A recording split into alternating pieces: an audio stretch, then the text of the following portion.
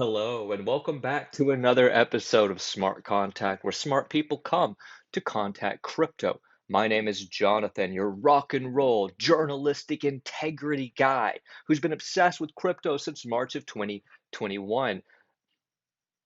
So, we've got a show today, and I've got some really exciting and interesting things to tell you in these harsh market times. First, I want to throw out please hit the like button if you think there's more than money in cryptocurrency.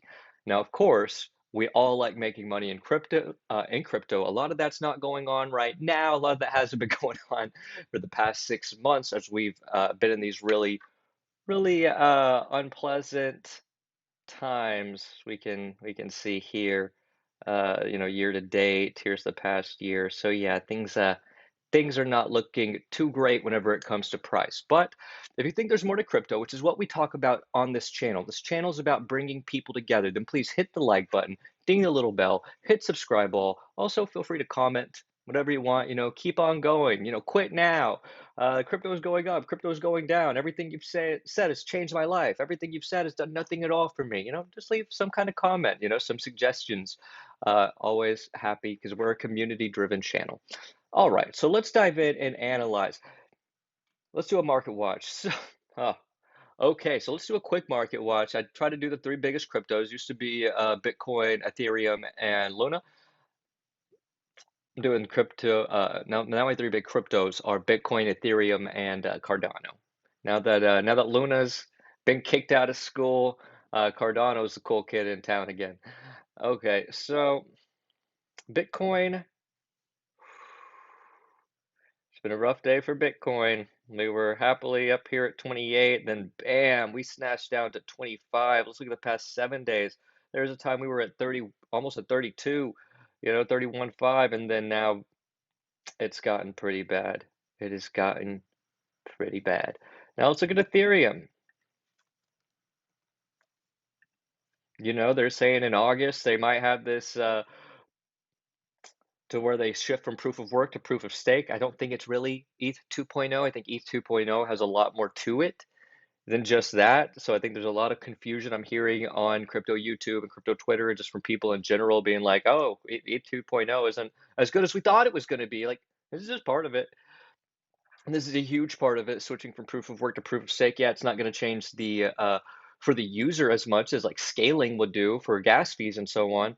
But as far as the crypto world, that this is much more important than reducing gas fees on Ethereum right now with all the other layer ones and the layer two solutions. Reducing gas fees should be really, really low on Ethereum's bucket list. Um, while switching from proof of work to proof of stake, so it's not on all of the regulators' uh, shit list, and short list of things to attack, that's very important. And also showing the innovation, very important. Do I think it's going to happen in August? Maybe. Uh, I said absolutely not before I realized everything that I just explained. There was no chance they were going to do the scaling and the switching to proof of work to proof of stake and some of the other things that they're trying to do with the 2.0. 2023 was a long shot. But if they could just do this, maybe that could happen by August.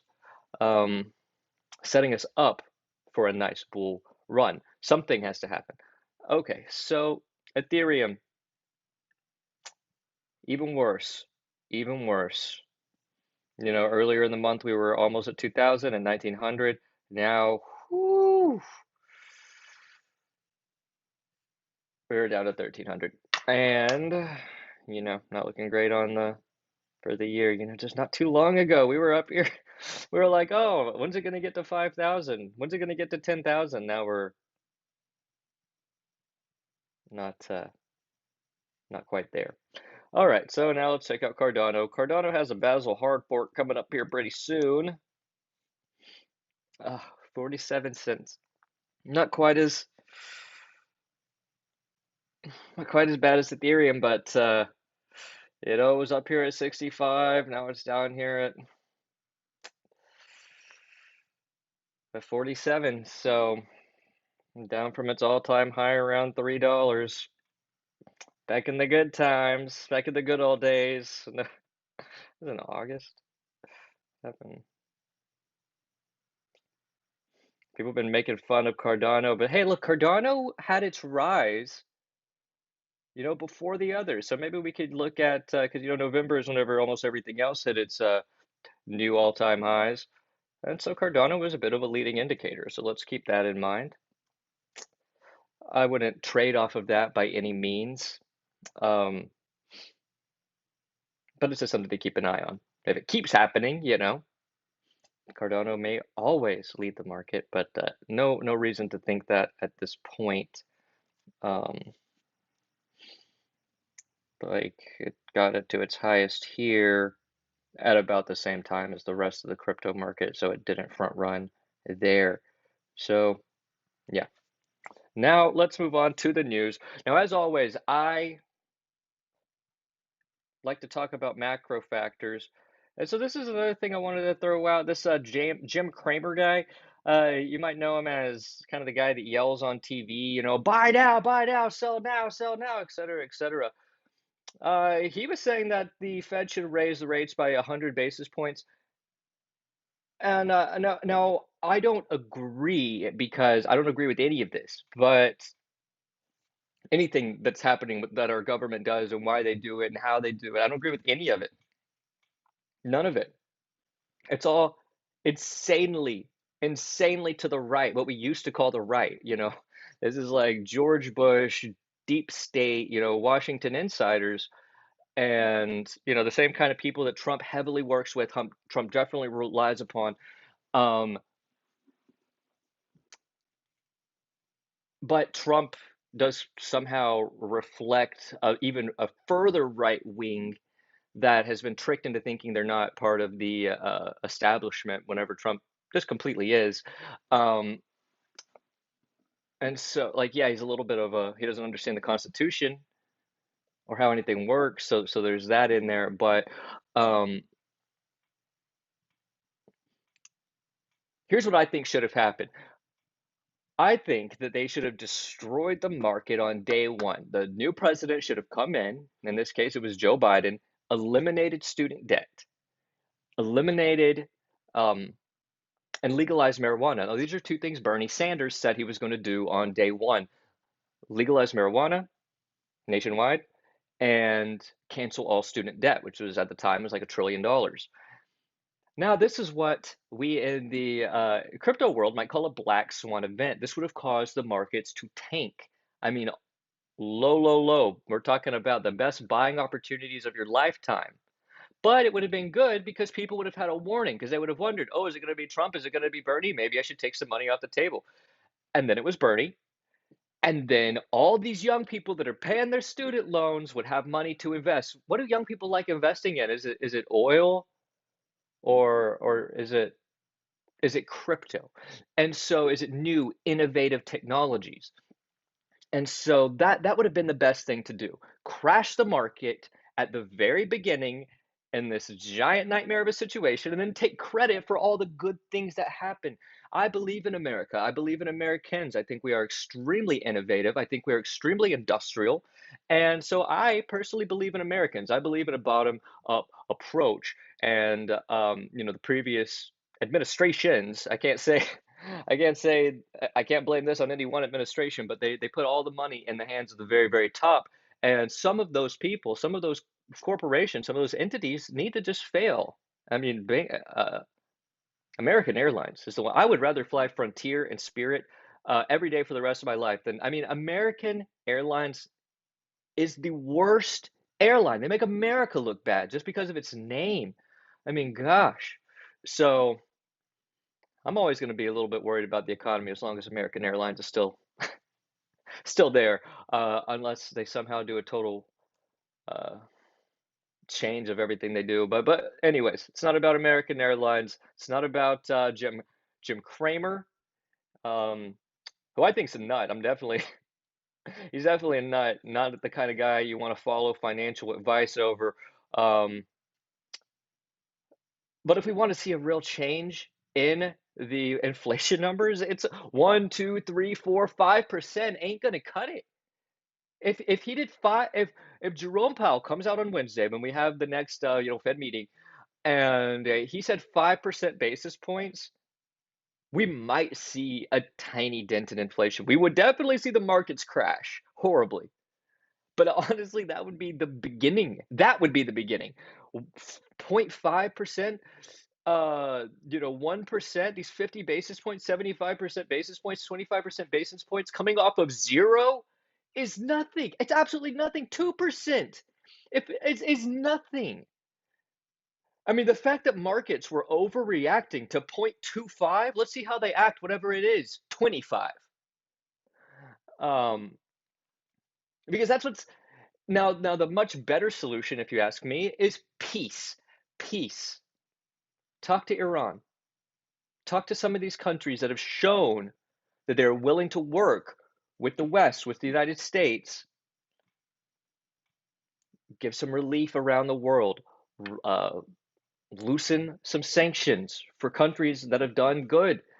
And so it's another story. So let's dive in to the rest of the crypto stuff today. Now, as long as there is a war in Russia and Ukraine and Europe, we're going to cover that. You are not going to wake up one day and say and see, oh, Bitcoin has made it to $60,000 again.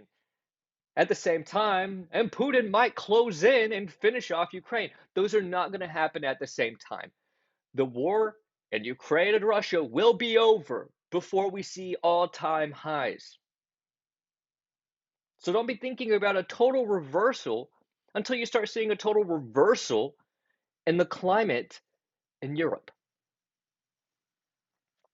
And so I got a couple little articles here, both from today, a few hours ago, or even sooner. But so Russia could seize the Luhansk in weeks as Ukraine requests more weapons.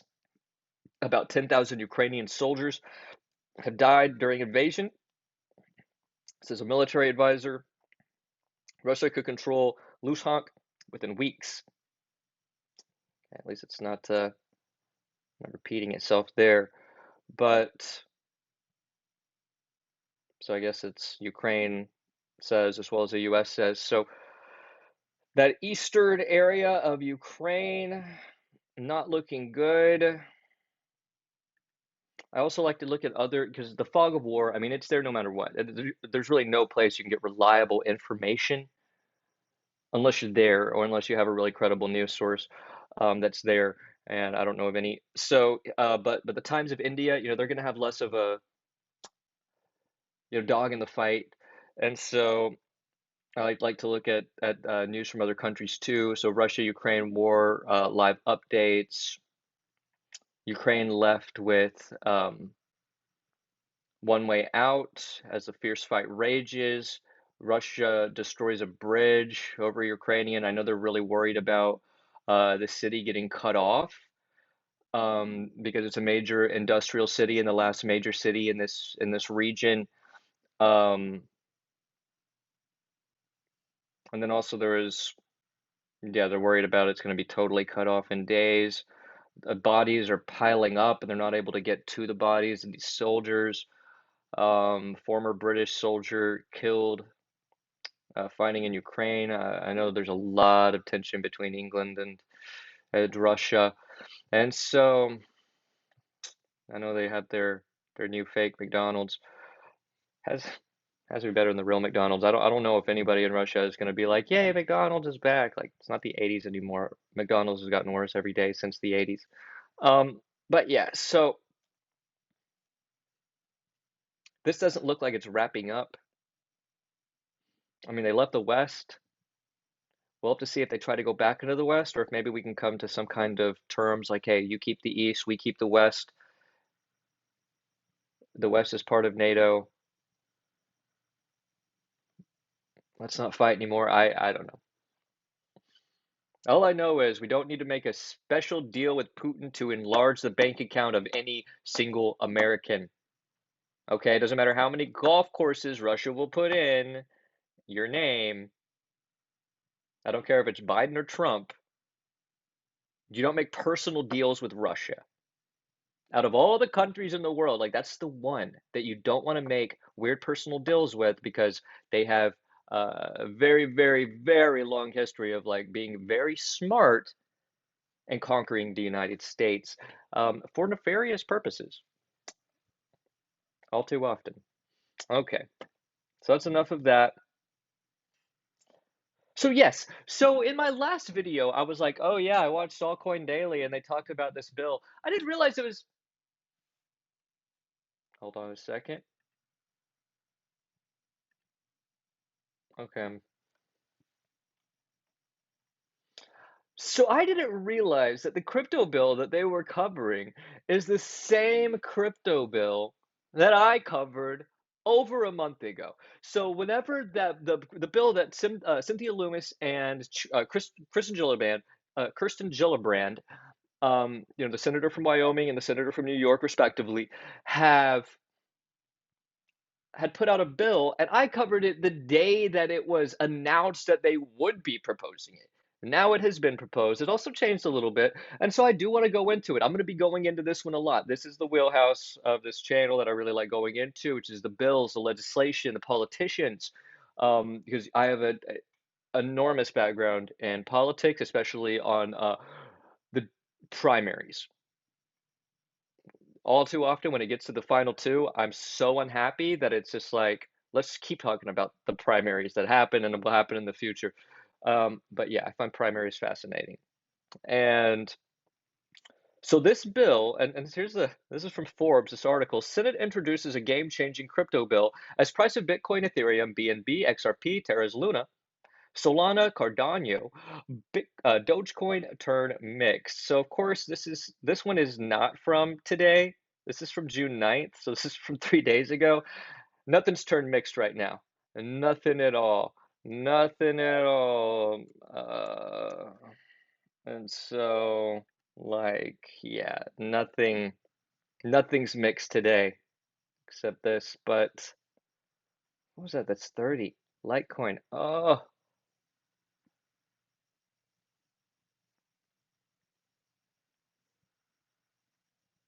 Oh my God.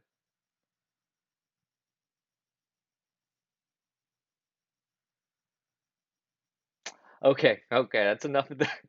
Let's pour a bitter out for our profits. But that's only if you sell, right? We're gonna make this together. We're gonna make this work together. We've all lost all of our money, but we're still here. And so,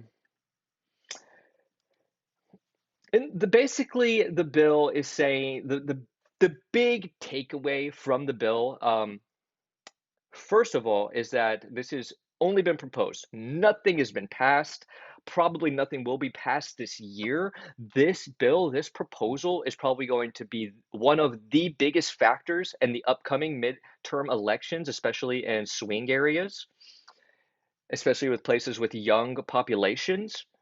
Cryptocurrency is going to be huge in politics, which I like. It's another aspect of how crypto can bring people together. Young people are going to be into it. Young people are going to vote for people that are into crypto. Probably people running for office that are younger are going to know a lot more about crypto. It's part of the big change. There's like the great reset. So many people talk about, but there has to be something, especially whenever our politicians have been in there for 50 years. Most of the politicians, like, well recognized renowned politicians, haven't been there 20 years or 30 years. They've been there like since before Obama was born, and there's already been two presidents since he was president. I mean, we have these 90-year-olds. It is unbelievable. And so there's going to be a change. And so I like this bill is monumental. It is huge for crypto. It's called the Responsible Financial Innovation Act. It seeks to classify digital assets into securities and commodities and regulate them accordingly. This will give digital asset companies the ability to determine what their regulatory obligation will be and give regulators the clarity they need to enforce existing securities and commodities trading laws. So, for example, Bitcoin and Ether will be fall into commodity bucket. It would be regulated like commodities, um, or no, by the Commodity Future Trading Commission, CFTC. I think all cryptos should be regulated by the CFTC. BTC, because if you do it at this point, if the government starts choosing which is securities and which aren't securities, that's completely stifling inflation. So yes, we need oversight, but we're not to the point that it's so clearly defined as what is and what isn't a security. What is going to be used more like a commodity? What is going to be traded more? What's going to be used more? And so maybe eventually, but at this point, I don't think any cryptos should be considered securities. They're all commodities at this point because 90% of the cryptos that I know of do have a utility of some kind, whether it be staking, whether it be governance. Those are the two most common, whether it be play to earn, whether it be so many of the other gas fees. There's so many use cases that make them different than securities. Um, The bill would enlighten the tax burden for crypto holders and miners. Small purchases up to 200 would no longer have to be reported to the IRS. I think that's going to change. I think it's going to have to be a lot higher than 200. I know when I covered this originally, they were talking about $600, and Kristen Gillibrand said at the time that because we can't be expecting kids playing games to pay capital gains tax. I hope it goes a lot higher. I think 20,000 or something like that. Um, but yeah, 200's way too low, but the framework is nice. To where $200 would not have to be reported to the IRS. Um, well, that's just only small purchases, so maybe under 20,000 if it's an actual purchase. But anyways, it also declassifies miners as brokers to exempt their holdings from taxation until redeemed for cash. So that's great. Um, Basically saying that we're not going to tax as much. And but again, this first part is really going to be more about the framework. I want to see this number greatly rise. And then also to be more friendly to minors. I mean, quite the opposite of what they did in China, right? So hey, um, on the anti-crypto side, Loomis and Gillibrand want to eradicate algorithmic stablecoins. Um, and so you remember how Janet Yellen came out the day after the Terra Luna crash? Either she was a major Terra holder and was just like, I need to get out there, or it was she already knew about it one way or the other. I think it's very extremely likely that she knew about it one way or the other. And so honestly, I think algorithmic stablecoins, it's just not your time. I think there is going to be a time. I think probably algorithmic stablecoins are the future whenever really no one gives the slightest shit about gold. And then you're going to be like, oh, yeah, my dollar's backed by gold. And they don't give the slightest shit about fiat currency. Then at that point, yeah, why? It's going to be an algorithm. What are you going to do? I mean, you can back it by Bitcoin,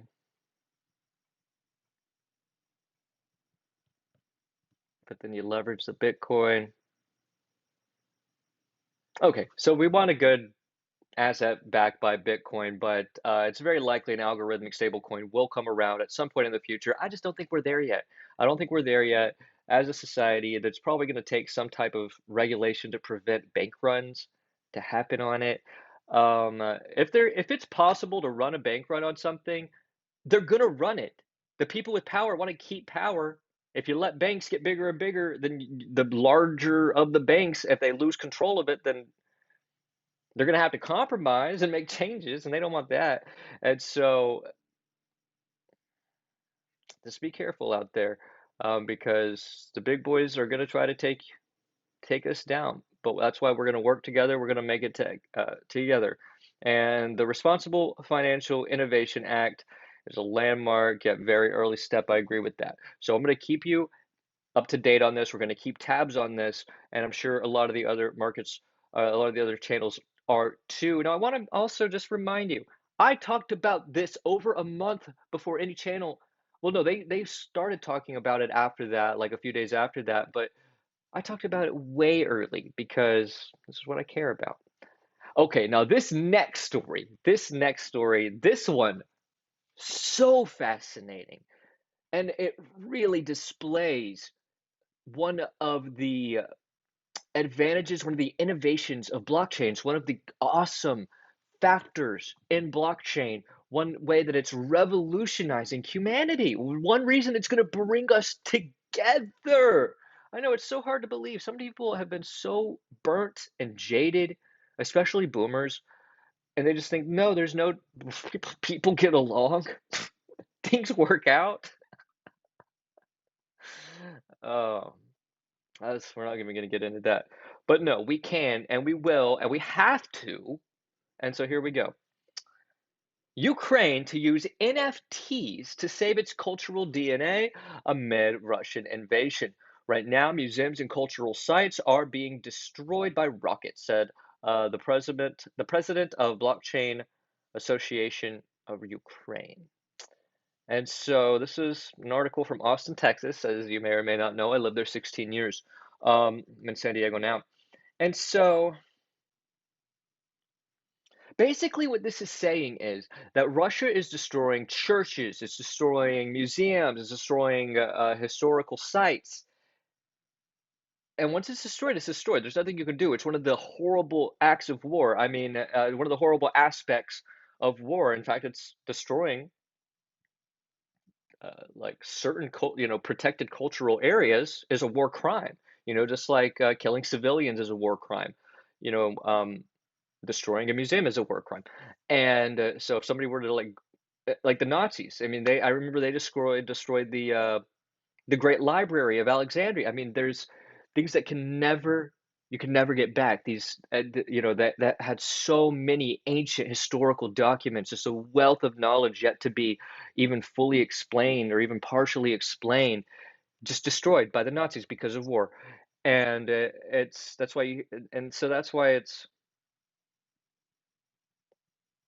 we really need to try to avoid war at all times, find different solutions other than war because there's always a better way. But war is something that is going to happen, like we've had presidents say in the past, carry a large stick and that way you won't have to use it, kind of a thing. Like, so be ready for war. Um, and then hopefully we don't have to use it. So planning for war is definitely always going to be on the market. And whenever you're planning for war, it's not just the military you have to think about, it's also the reconstruction. And hopefully, we're starting to get to a place where we're talking about reconstructing Ukraine.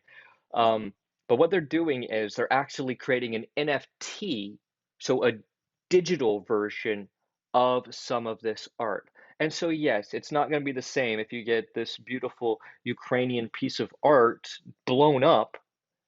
Yeah, it's not going to be the same as the actual as the NFT digital version. But what's cool about the NFT digital version is that it can still be verified that that does represent that beautiful Ukrainian pottery or that Ukrainian piece of art.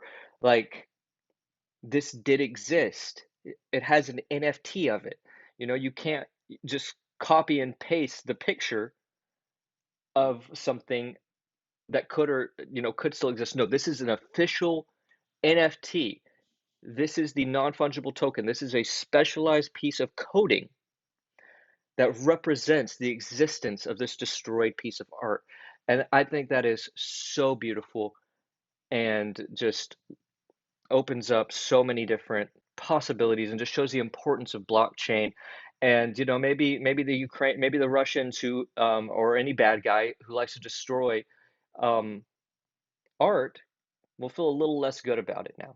Be like, yeah, I destroyed something of your civilization. Be like, well, actually, it's immutably now saved on the blockchain in an NFT. So yeah, good for you. You destroyed that, but you didn't destroy our heritage. And so I think that's very, very beautiful. Near Protocol is involved in this. They said they want to spearhead this innovation. I think that's very cool, very bullish for Near, especially in the middle of a bear market, Near making news. And I also wanted to throw this out. I'd forgotten about this, but when I read the article, and also the first government project was Ukraine's Meta History NFT Museum, which was created to preserve facts about the war intended to divide Putin's disinformation campaign. NFTs brought on that platform will be used to fund the latest NFT preservation project. So they're teaming up together, but the fact that they were using the blockchain to have honest journalism. Now that is even more of what this wheelhouse is about because you can't go back and change it. It's on the blockchain. It is what it is. And so that's what we love about blockchain. It eliminates trust. When you eliminate trust, then it actually makes a lot more trust, if that makes any sense. Like, if you don't have to trust 10 people, you could just trust one person. It's that kind of thing. Um, you eliminate trust, but it creates more trust because you've got to find one person you can trust.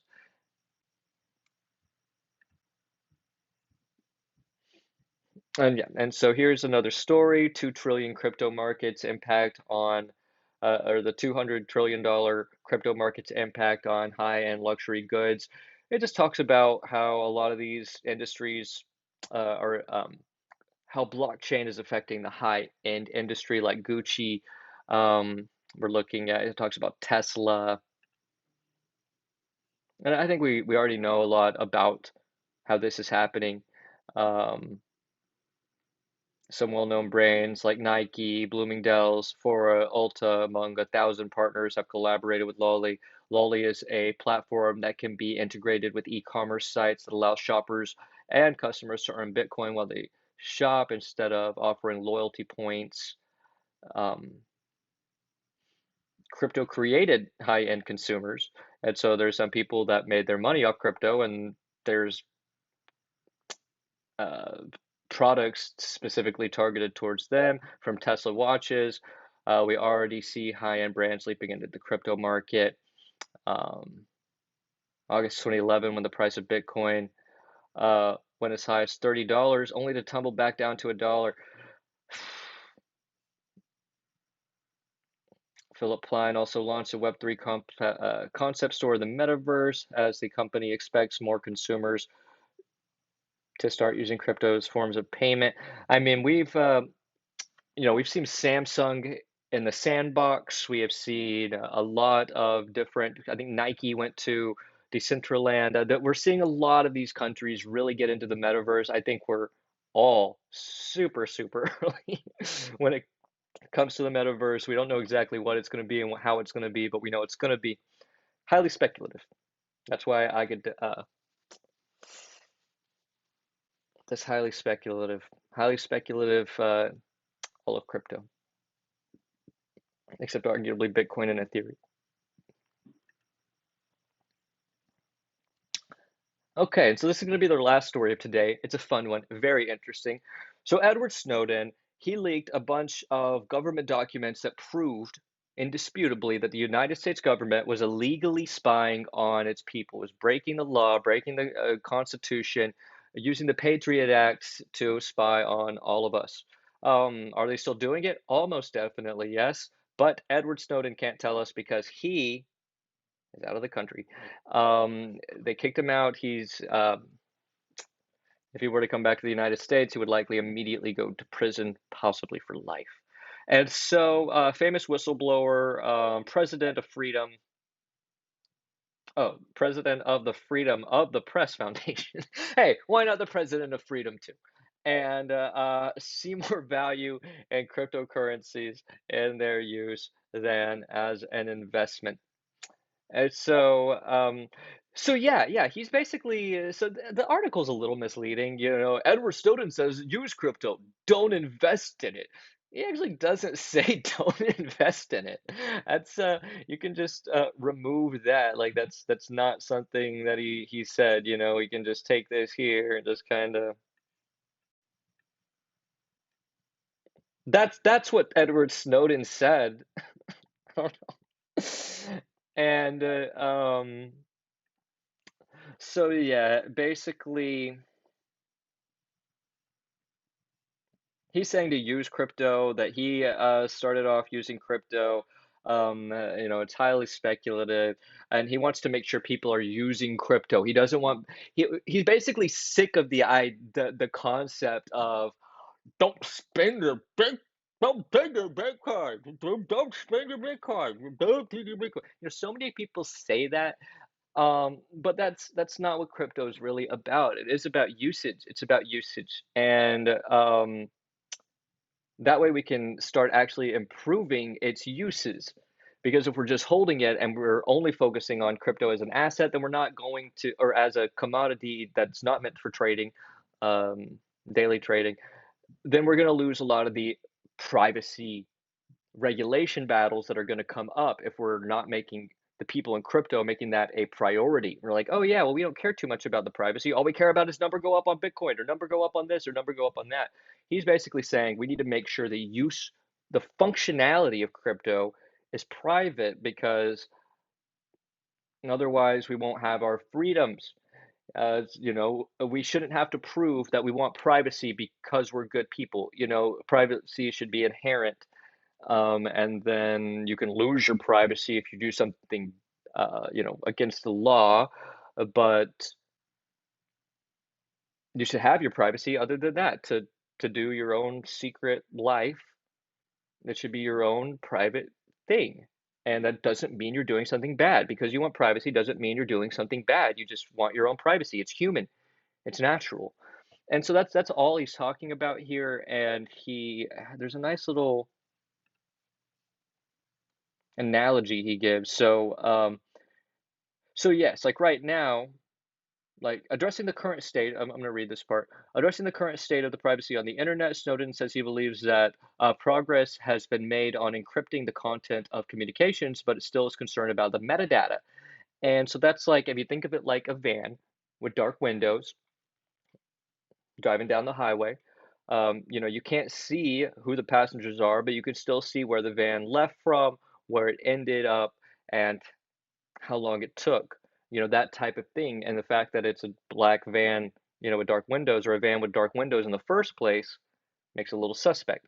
And so if somebody is, let's say, using Bitcoin or using Zcash, it's already, people are going to be like, oh, are they using that for nefarious purposes? Because we can't see who's using it. And then let's look at where they're going and where they didn't go. And so he's just saying that's not okay. And it's going to lead to more problems down the road. So he's not saying don't invest in crypto, use crypto. I didn't see anything like that anywhere. Um, and so I really don't know where that came from, but um, he does say use crypto. I agree with that we need to use crypto more and not be so focused on number go up, so focused on the investment side, also focus on the usage because that's just as important. And um, he made a little statement here on the whole Russia situation because he is in Russia. Um,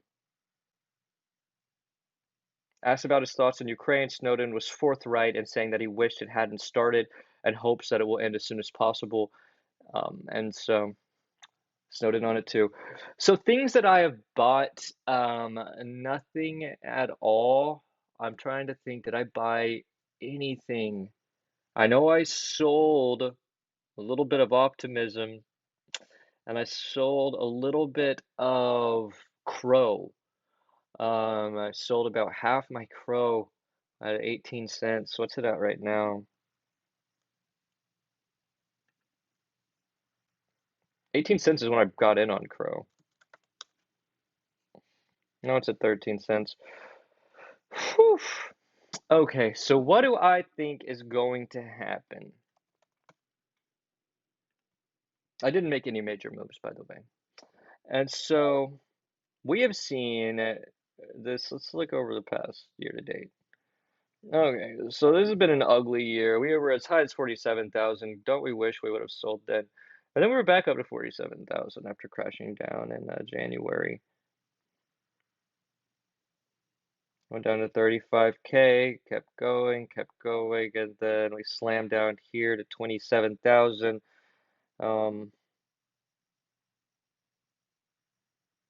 Back on May 11th, and then that was like in the old Terra Luna debacle. And then here we are now.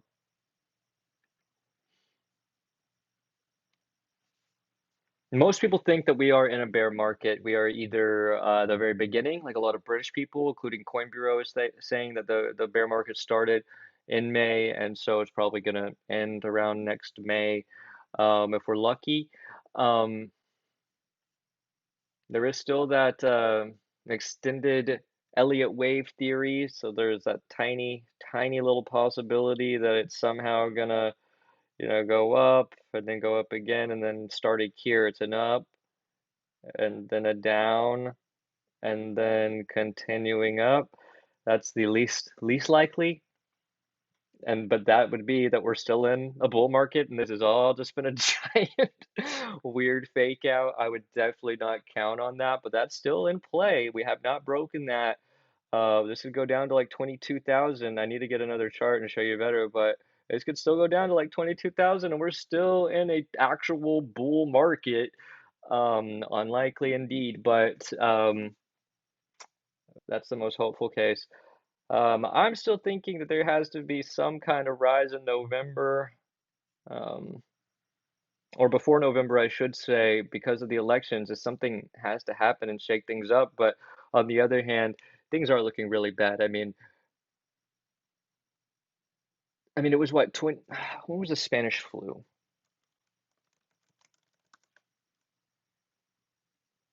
1918 is whenever the Spanish flu hit. So 100 years later, roughly 2019, we get a major pandemic.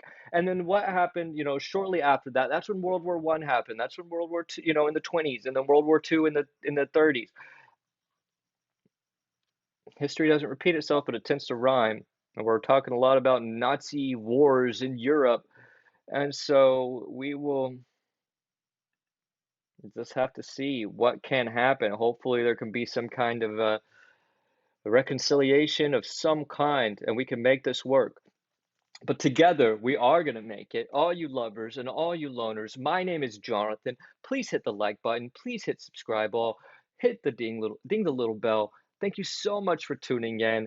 I am very excited to come at you with new content coming soon, going over politicians like Cynthia Loomis, Kristen Gillibrand, Elizabeth Warren. I'm going to do videos kind of breaking down different politicians, things they've done, things they say they're going to do, and how that could and will affect crypto, and if we can and should trust them, along with these 5 things videos like I've done today, along with many other videos like deep dives on coins like I did with HBAR and Jasmy, and more of those to come. So thanks so much again, and I hope you have the best rest of your night.